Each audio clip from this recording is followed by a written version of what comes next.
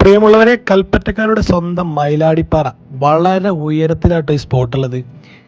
അടിപൊളി സ്ഥലമാണെന്ന് പറഞ്ഞ് കേട്ടിട്ട് വരികയാണ്. ഒരുപാട് നാളായി ഇവിടെ വരണം എന്ന് ആഗ്രഹിച്ചിട്ട്. വയനാട് ഒരുപാട് പ്രാവശ്യം വന്നിട്ടുണ്ടെങ്കിൽ ഈ ഒരു സ്പോട്ട് ഞങ്ങൾ കണ്ടിട്ടില്ല.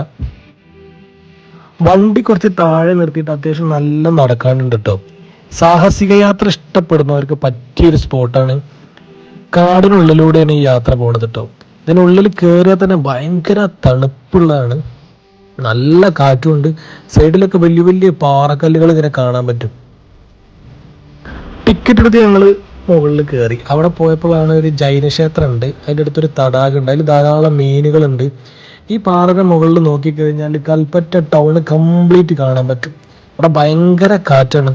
ഇവിടെ ആളുകളൊക്കെ വന്ന് ഫോട്ടോ ഒക്കെ എടുത്ത് പോകുന്നുണ്ട്. ഞങ്ങൾ വന്ന സമയത്ത് വളരെ കുറച്ച് ആളുകളായിരുന്നു. പിന്നെ ഇറങ്ങാൻ നേരത്ത് കണ്ടമാനം ആളുകൾ വന്ന് കൂടി. ഭയങ്കര തിരക്കാണ്. നല്ല തണുപ്പുള്ള സ്ഥലം. ഇവിടെ വന്ന് കാണേണ്ട ഒരു സ്ഥലമാണ്. വെള്ളത്തിന്റെ കാര്യം പറയണ്ട, ക്ലീൻ ആൻഡ് നീറ്റ് വാട്ടറാണ്. അത്രയും തണുപ്പാണ്, അടിപൊളി വെള്ളമാണ്.